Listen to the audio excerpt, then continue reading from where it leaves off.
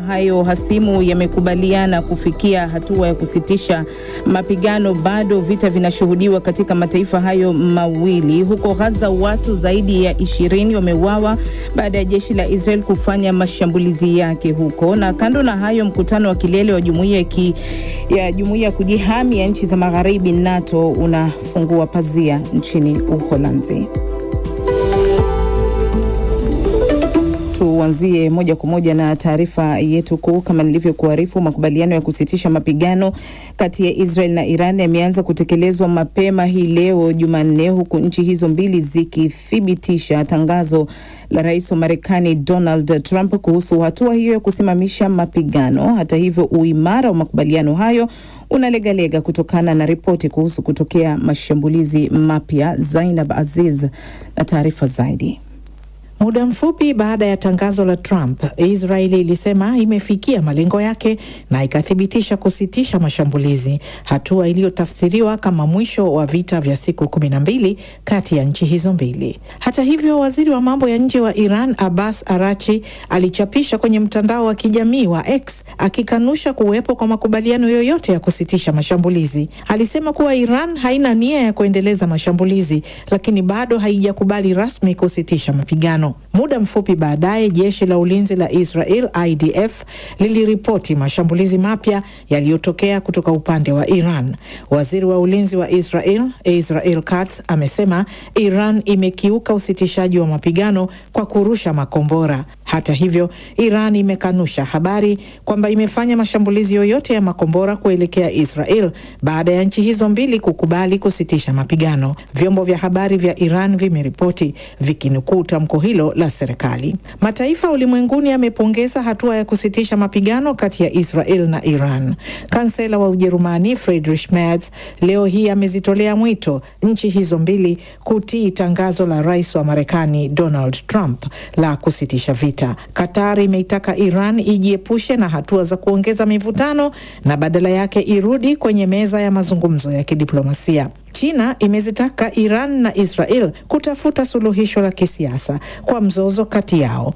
Msemaji wa Wizara ya Mambo ya Nje wa China, Guo Jiakun, amesema China inatoa wito kwa pande husika kurejea haraka kwenye njia sahihi itakayofanikisha kupatikana suluhisho la kisiasa. China iko tayari kufanya kazi pamoja na jumuiya ya kimataifa katika kuchangia juhudi za kudumisha amani na utulivu katika eneo la Mashariki ya Kati. Waziri wa mambo ya nje wa Urusi Sergei Lavrov amesema nchi yake inaunga mkono makubaliano hayo ya kusitisha mapigano kati ya Israel na Iran, lakini pia ameelezea wasiwasi wake iwapo yatadumu. Mkuu wa shirika la uangalizi wa nyuklia la Umoja wa Mataifa IAEA Rafael Grossi amesema amependekeza mkutano na waziri wa mambo ya nje wa Iran Abbas Araghchi na ameihimiza Iran kutoa ushirikiano kwa lengo la kuleta suluhisho la kidiplomasia kwa mzozo wa muda mrefu. Tukisonga mbele, mkutano wa kilele wa jumuiya ya kujihami ya nchi za Magharibi NATO unafungua pazia nchini Uholanzi, huku ajenda kuu ikiwa ni nyongeza ya matumizi ya bajeti za ulinzi kufuatia shinikizo la Marekani. Mkutano huo unafanyika chini ya kiwingu cha mapigano makali yaliyoshuhudiwa kwa siku 12 kati ya Israel na Iran pamoja na vita vinavyoendelea kati ya Urusi na Ukraine. Rashid Chilumba na taarifa zaidi. Viongozi wa nchi 32 wanachama wa jumuiya ya kujihami ya NATO wanaendelea kuwasili mjini The Hague, Uholanzi kwa mkutano huu wa kilele wa siku 2 utakaoanza leo na kuhitimishwa kesho Jumatano. Washirika hao wa mfungamano huu mkubwa wa kijeshi wa mataifa magharibi ulioundwa mwaka 1949 kwa jukumu la ulinzi wa pamoja wanatazamiwa kuafikiana kuhusu lengo jipya la matumizi ya sekta ulinzi baada ya shinikizo kutoka Marekani. Kwa miaka kadhaa sasa, nchi wanachama wa jumuiya hiyo zilitakiwa kutumia 2% ya pato jumla la taifa kwenye sekta ya ulinzi. Lakini miezi michache iliyopita, Marekani ambayo kimsingi ndio kiongozi wa NATO ilitoa shinikizo la kiwango hicho kupandishwa hadi 5%. Taarifa zinasema mwafaka umepatikana na ahadi ya kupandisha kiwango hicho cha matumizi inatarajiwa kutolewa kwa pamoja na wanachama karibu wote kwenye mkutano wa The Hague. Katibu mkuu wa NATO Mark Rutte ameisifu hatua hiyo inayoelekea kufikiwa na nchi wanachama. Mpango wa kuwekeza katika ulinzi ambao washirika watakubaliana mjini The Hague unaanzisha kima cha chini cha 5% cha pato ghafi la taifa kutumika katika ulinzi. Hii ni hatua kubwa sana iliyojaa dhamira, ni ya kihistoria na muhimu kwa hatima yetu.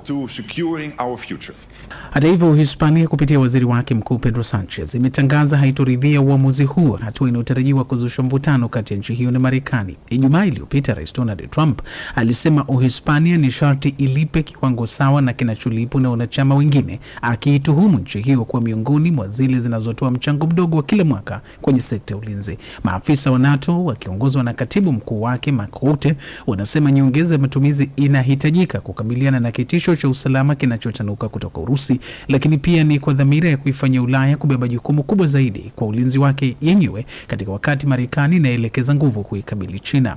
Katika miaka mitatu iliyopita, mikutano yote ya NATO ilitawaliwa na ajenda ya vita vya Urusi na Ukraine, lakini mara hii makabiliano makali kati ya Israeli na Iran na tangazo la ghafla lililotolewa jana usiku na Rais Trump la usitishaji mapigano vitatawala mjadala. Katibu mkuu wa NATO amesema pamoja na mzozo wa Mashariki ya Kati, hatma ya Ukraine bado imebakia kuwa swala la kipaumbele kwa jumuiya hiyo.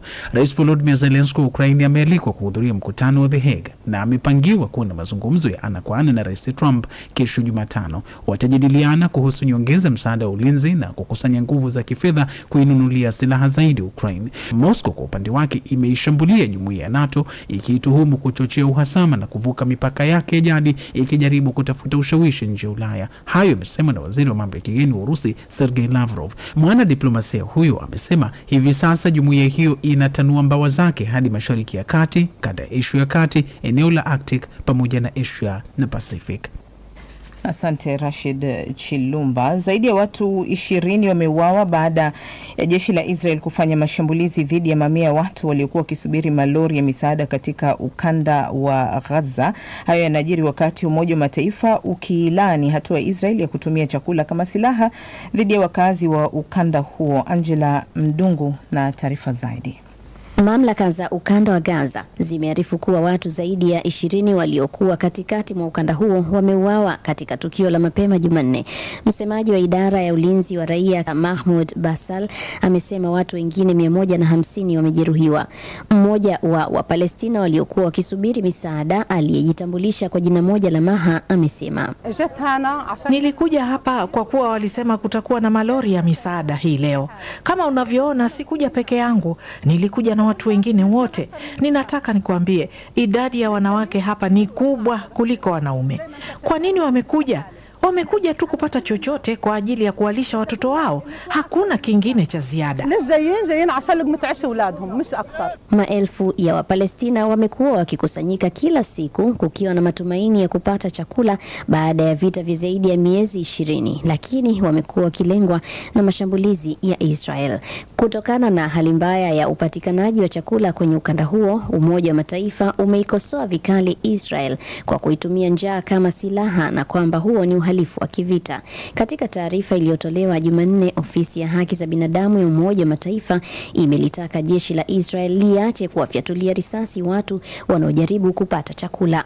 Taasisi ya kutoa misaada inayoungwa mkono na Marekani na Israel, Gaza Humanitarian Food Foundation, ilianza kugawa chakula katika ukanda huo Mei 26 baada ya Israel kuzuia kabisa usambazaji wa chakula katika eneo hilo kwa zaidi ya miezi miwili na kuibua tahadhari ya njaa kali. Mashirika makubwa ya Umoja wa Mataifa yamekataa kushirikiana na taasisi hiyo kutokana na wasiwasi kuwa imeundwa kwa maslahi ya jeshi la Israel. Katika hatua nyingine, kiongozi wa upinzani nchini Israel Yair Lapid ametoa wito wa kusitishwa kwa vita kati ya jeshi la nchi yake na wanamgambo wa kundi la Hamas katika ukanda wa Gaza.